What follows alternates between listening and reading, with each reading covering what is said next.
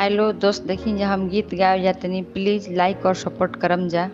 नइके चल ये दुल्हन नइके चल, जैसे बासा नवेला वैसे नइके चल। न के चल ये दुल्हन न के चल, जैसे बासा नवेला वैसे न के चल। कैसे नई ये सासू कैसे नई, हमार गलिया के घूमल का दहिया नइखे नवत। कैसे नई ये गोतिन कैसे नई, हमार चाचा के घूमल का छतवा दहिया नइखे नवत।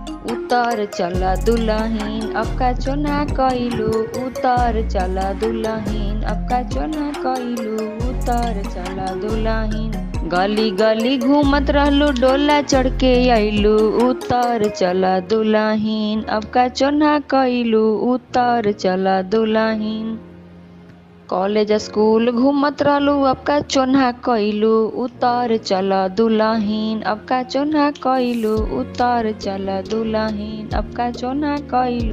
बाबा के गली घूमत रहलू लइका पटावत रहलू अब का चोन्हा कैलू, उतर चल दुल्हन अब का चोन्हा कैलू, उतर चल दुल्हन। जैसे बासा नवेला वैसे नके चल दुल्हन।